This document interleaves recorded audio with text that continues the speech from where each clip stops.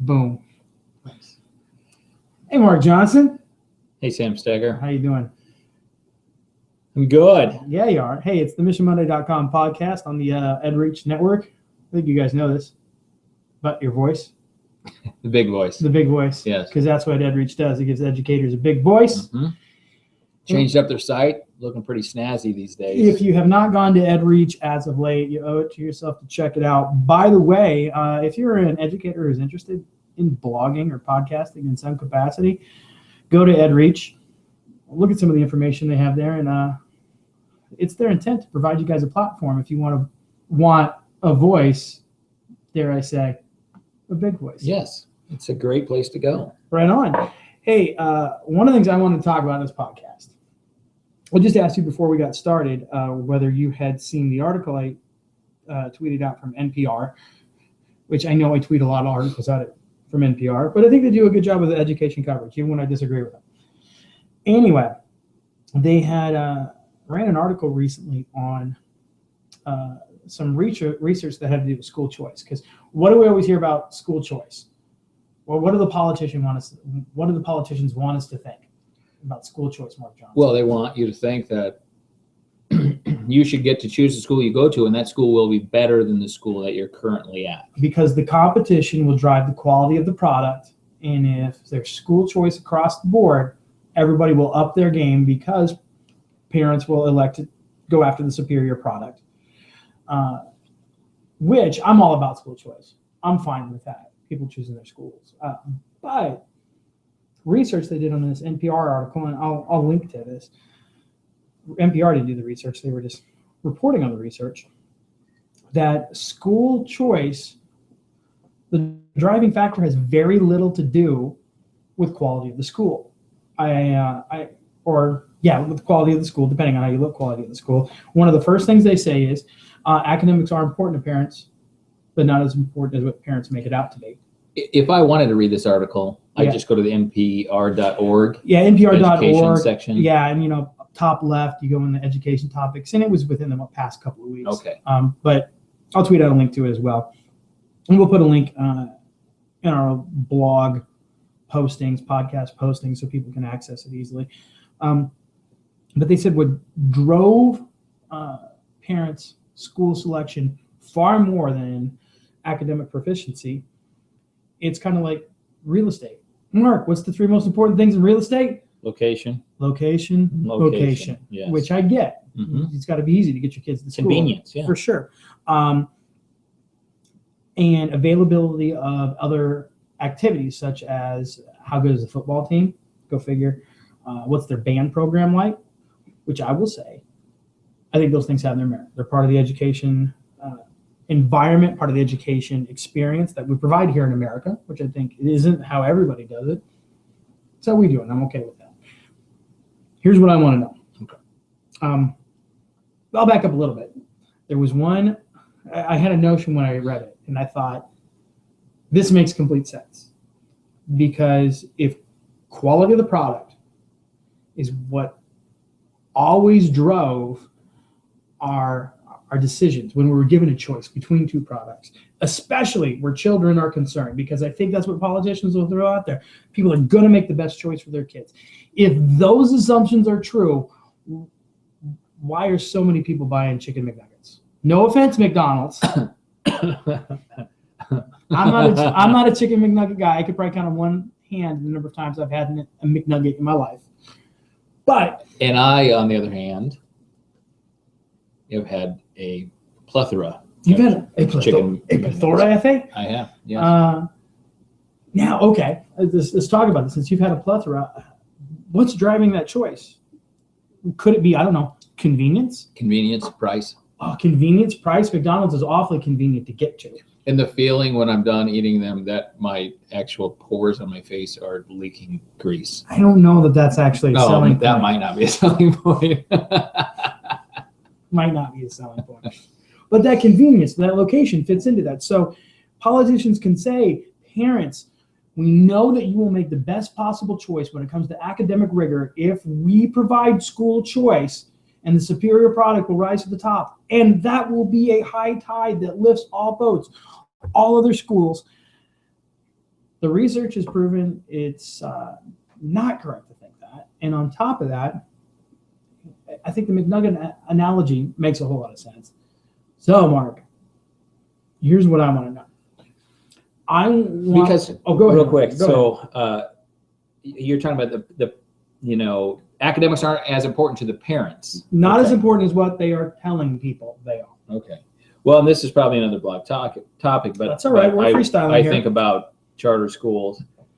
Are their scores? Are they producing more successful children? Are their grades higher? Are their scores higher? Are their graduation rates higher? All those things.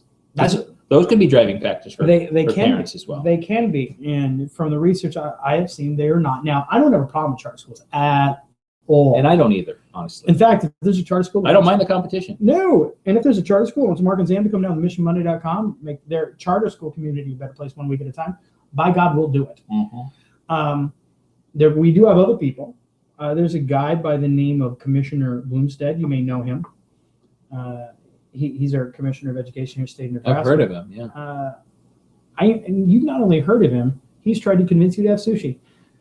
Correct, I which think- I declined. You should have listened. It's pretty good. Anyway, but I was at a workshop recently where he presented, and he said charter schools are a solution for a failing system, and we are not a failing system here in the state of Nebraska.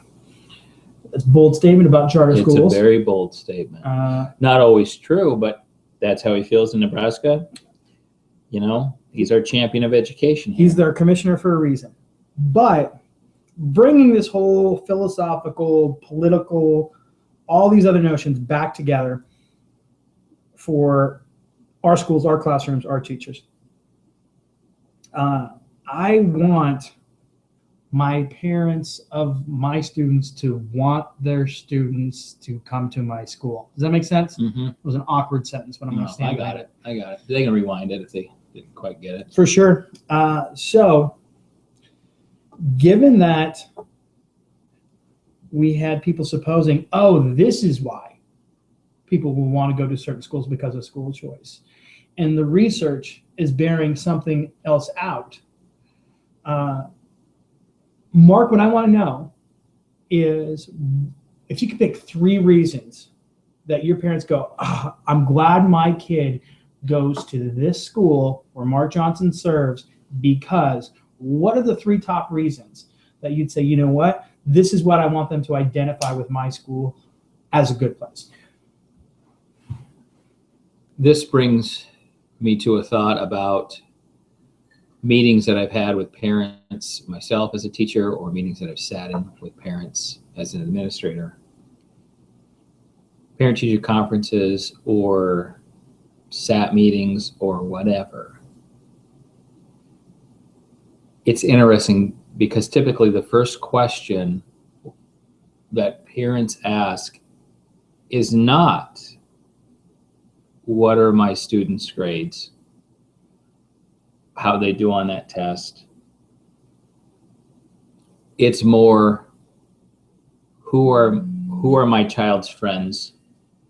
Yeah. Do other kids like them? Generally, how are they doing? Mm-hmm. And what they mean is socially. How are they doing socially? For sure. How are they doing with other kids?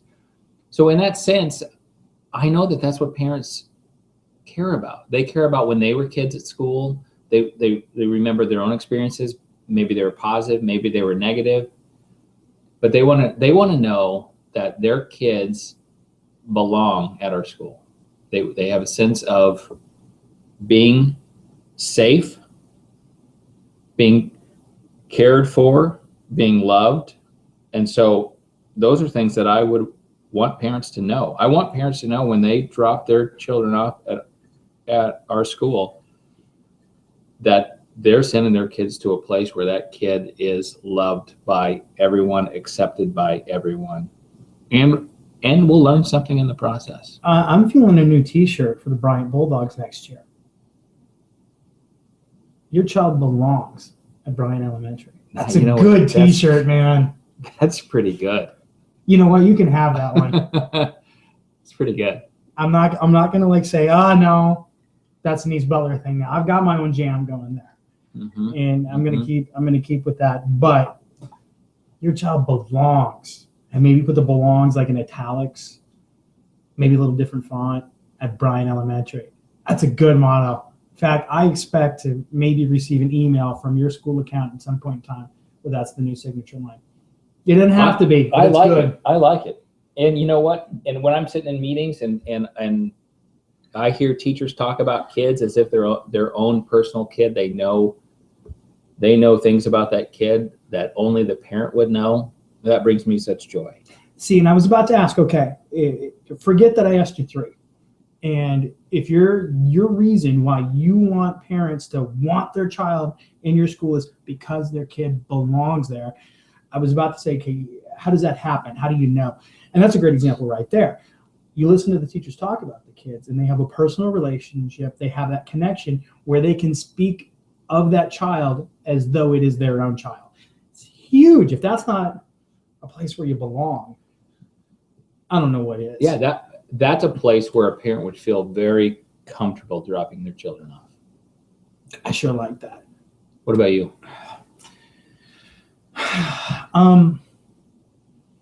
You know, I'm going to go back to a notion that I express a lot. And you know how important intentionality is for me, and having a plan and having a purpose. And recently talked about how I'm trying to get a better balance that of the novelty and the routine that we always talk about. That's good for brains, because I used to be all about forget the big events. Right. But let's just focus on doing the little things right every day. What I would really want my parents to be excited about is say, this is a good school on purpose. This wasn't an accident.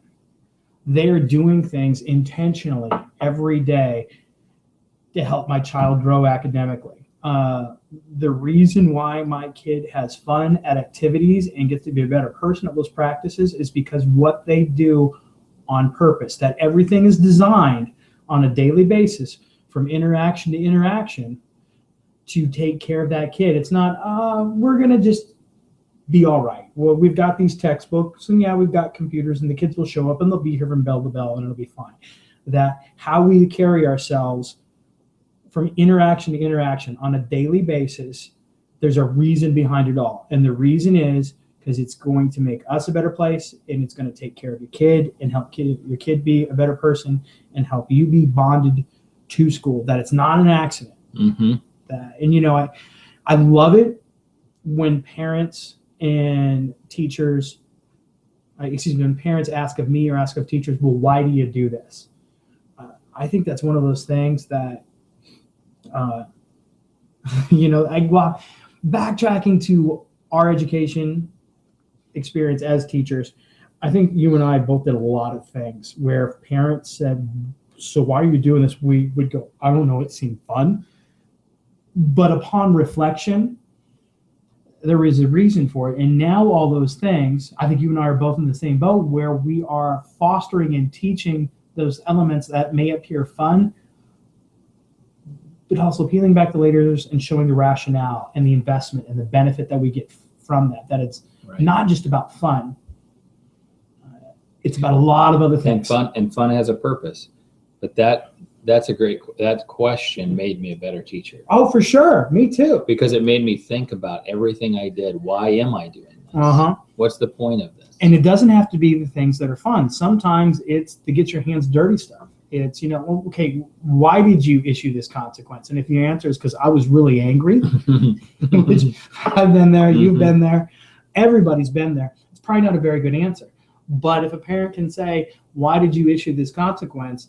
And it was because it was intentional and you were fostering growth, and that consequence is an investment in the student's future success, I think that's huge. If parents know we're good on purpose, your child belongs at Bryan Elementary and at East Butler, we're good on purpose.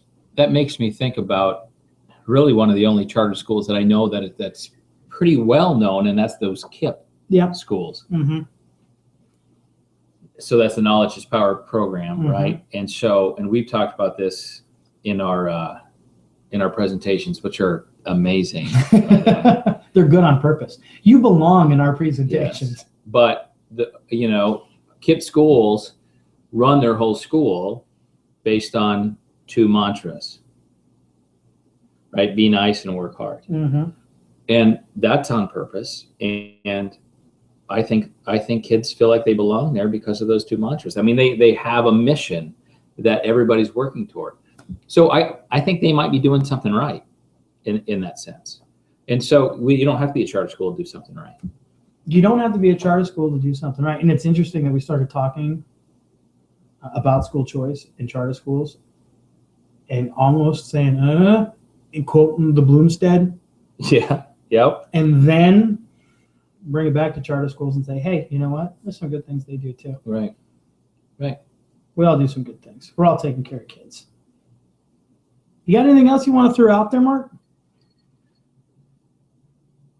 I will say that EdReach is a great place for you to go, not just to listen to our podcast, but there's a lot of other great things that you can explore on EdReach, and they worked hard at building their website and changing it up and making it more accessible. And like you said earlier, a lot of educators want to have their own voice, and so I think they're trying to promote that and give a place for educators to have a voice, because there's a lot of voices screaming at us in every direction. Mm-hmm. And a lot of distractions out there. And so I think it's a good place to go. Obviously, Mission Monday is one of the best places to go. I really like missionmonday.com.